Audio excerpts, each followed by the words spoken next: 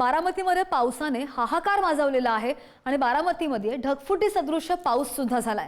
नदी नाल्यांना पूर आलाय, रस्ते जलमय झालेत, नागरिकांची एकच दाणादाण उडाली आहे। नीरा डावा कालवा फुटला आणि त्यामुळे अनेक घरांमध्ये पाणी शिरलेलं आहे।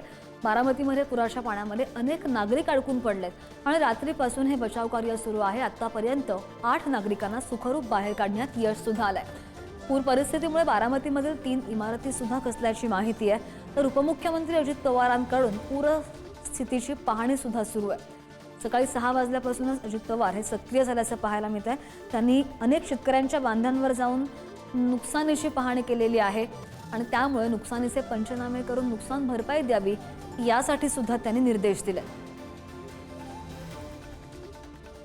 भाऊ बाहेर आल्या म्हटलं कॅनल फुटला म्हणून समजा पोरांचा कालवा, मग तिथनं मोर माणसांची पळापळी। आता काय सामान घ्यावं का आपण पळाव का काय करतो। आमच्या बहीण पांगी वाय, तिला काय चालायचं जमत नाही, तिला तर पार गळ्यालाच पाणी। मग कसं वाचवलं?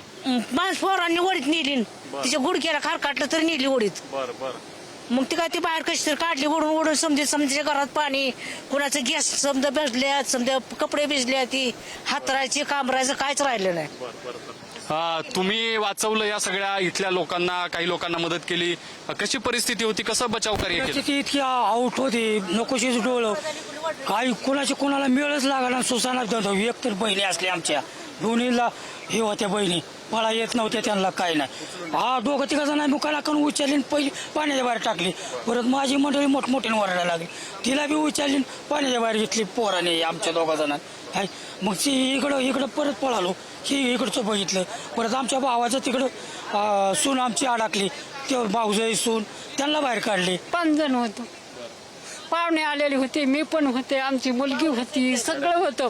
अशा पहिल्या दाखलच आम्हाला वडून अडकले होतं। हे काय इथं हॉटेल आमचं होतं, हॉटेलची तर इतकी नुकसान झाली सांगा यासारखं सुद्धा नाही। एवढं खुर्च्या फिरच्या सगळं फ्रीज आमचे कपडे ही सगळे आम्हाला सध्या कपडे सुद्धा नाहीत घालाय, एवढी आमची परिस्थिती झाली।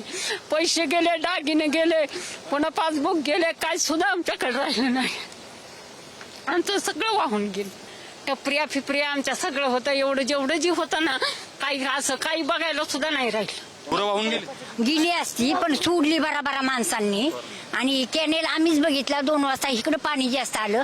पोराला म्हणलं नळ फुटला काय बाहेर चल म्हणलं, फट्यात कसं एवढं पाणी आलं बघितलं मुलांनी। मग आम्ही आरडलो, शिकुरली आमची भावकी वडऱ्याची माणसं समजा आम्हाला घरात शिरून दिली ना, आमच्या पण घरात समजा पाणी गेलेलं आहे। मग ही समजा आमचं गुरं वाहून गेली असते, आमची पण बरीचशी नुकसानकी झाली। व्हिडिओ जर्नलिस्ट संपत मोरे समित, ज्ञानेश्वर चौतमल, पुढारी न्यूज, बारामती, पुणे।